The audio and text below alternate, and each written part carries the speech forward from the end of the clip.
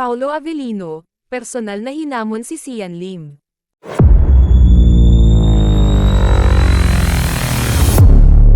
Kaagad na umani ng samot-saring reaksyon at komento mula sa mga netizens ang isang cryptic post ng aktor na si Paolo Avellino na ibinahagi niya sa kanyang social media account.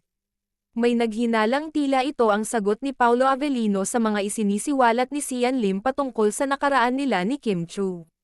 Isang cryptic post ang ibinahagi ni Paolo Avellino sa isa sa kanyang mga social media account kung saan iginiit niya na hindi basehan ang porma at pananamit sa kagwapuhan ng isang lalaki kundi kung paano nitong tinatrato ang mga babae.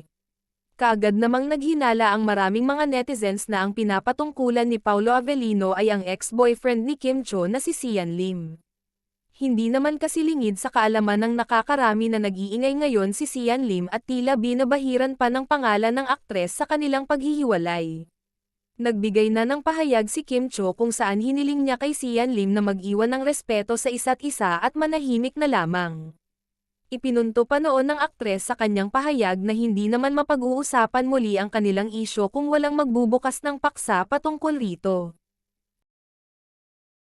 Sa kabilang banda, marami naman ang nakapansin na kung anong pag-iwas ni Kim Chiu sa mga usapin ng paghihiwalay nila ni Sian Lim ay gayon naman ang pagiging bukas ng aktor.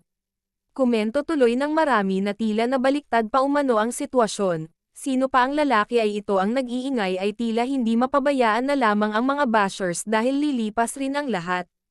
Hinala tuloy ng maraming mga netizen na ginagamit na lamang ngayon ng aktor ang pangalan ni Kim Chiu para mapag-usapan sa social media lalo na ngayong may mga pelikula siyang ginagawa.